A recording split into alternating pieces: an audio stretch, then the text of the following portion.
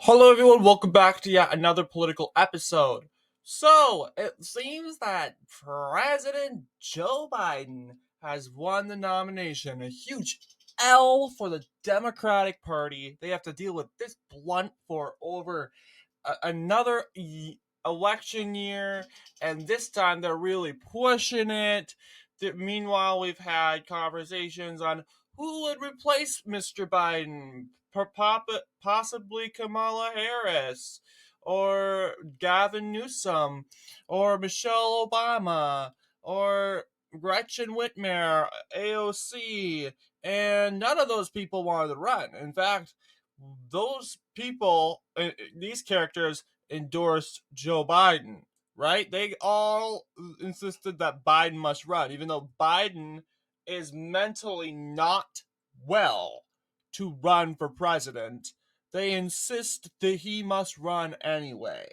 Now, today's video is going to be about how Biden won the nomination, and we'll probably talk about that later on in the future, possibly today. But we're going to talk about Georgia because I'm committed to talk about every result. And it's no surprise here, Biden won 95.2%. It's really the comparison on who went out and voted. Only 274,000 voters went out and voted. It's kind of embarrassing because 274,000 voters, that's not even the population of Atlanta. Atlanta is much bigger.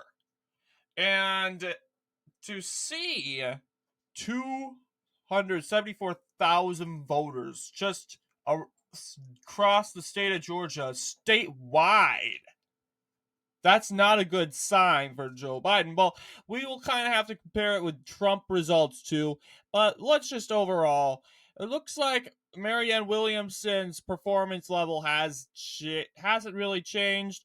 Once again, she has a different platform than Joe Biden. Dean Phillips is out of this race, and more Phillips supporters, I would imagine they're more on the Biden train than they're on the Williamson train. And you'll see Williamson managed to put a dent in some areas, like mainly in the countryside this time, for some reason. Williamson had luck in Dawson County, counties over here. But you'll see Joe Biden perform very well in the Black Belt. And part of the reason is no one lives there. Once again, no one really lives there. And we know Joe Biden's approval rating with black voters are really bad, right? Really, really historically bad. 60% approve. And that's bad. We're used to seeing 90 to 80% approving of Democratic presidents. But this right here is not good. So we are probably looking at right here, probably a 90% clip of black African Americans here voting Democratic. And they're usually over here, probably in central Georgia, like in Alabama, once again. They kind of have some relation with Alabama African Americans in the Black Belt in the part of Alabama and the part of South Carolina. So I would imagine they're right over here. There's also a significant amount of African Americans in the Atlanta metro. In fact, Atlanta is probably the biggest city with the biggest African American majority in the country.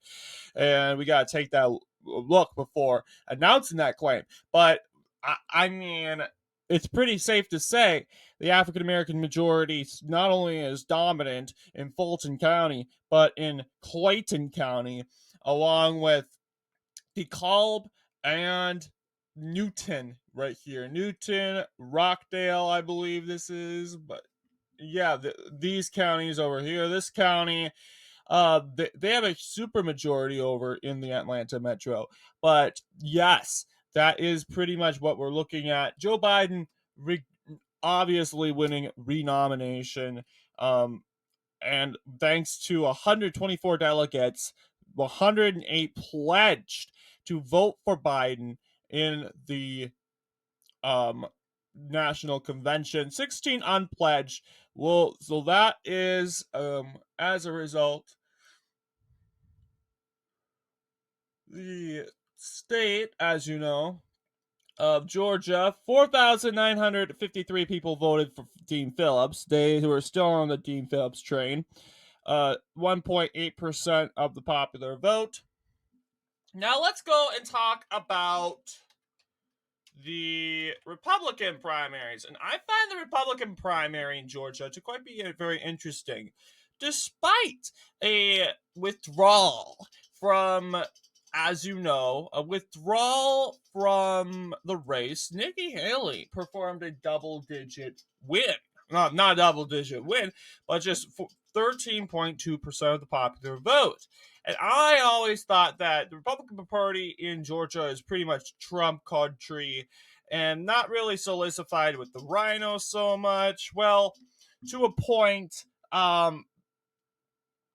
there's a reason why 2022 Brian Kemp won re-election. I mean, won re-nomination over David Perdue because he was the incumbent. That was pretty because he was already sitting governor. And I would say if Brian Kemp wasn't the sitting governor, David Perdue would have won. But overall, we have very interesting results. We have, as you know, Donald Trump kind of decisively carrying Fulton and DeKalb counties. Regardless and nevertheless, Trump won 496,000 votes.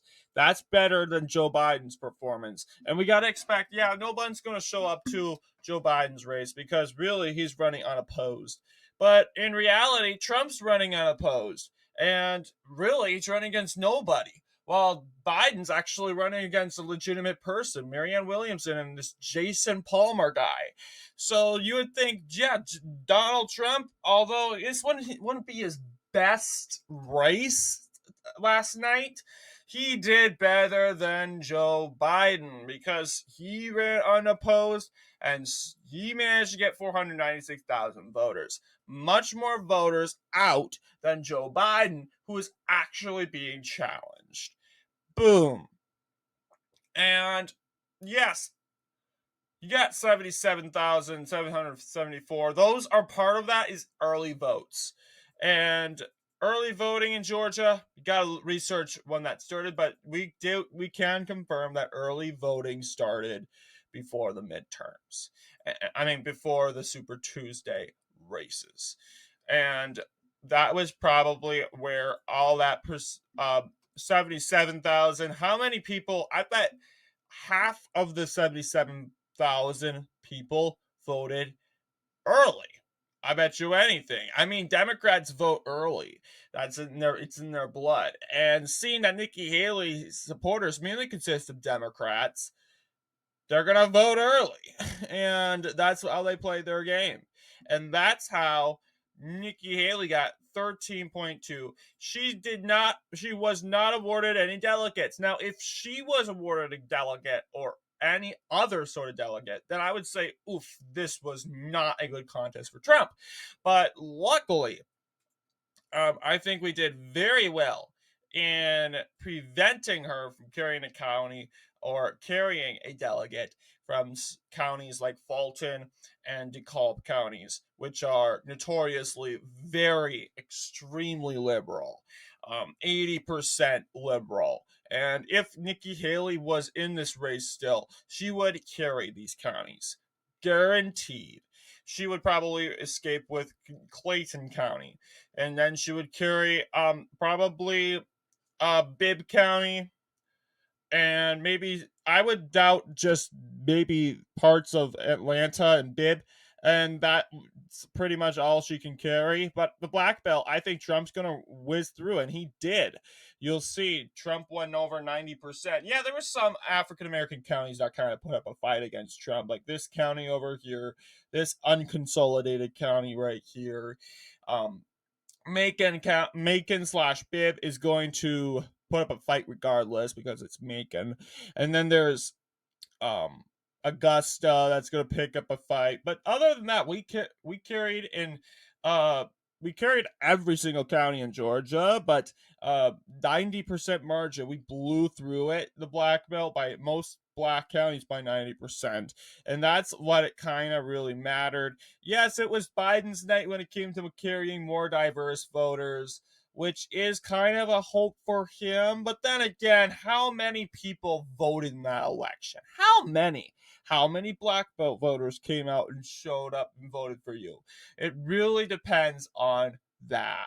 So, and it seems that Donald Trump has prevailed when it actually comes to people showing up and voting for him. And that's pretty much what matters, and that's what we need in actually flipping um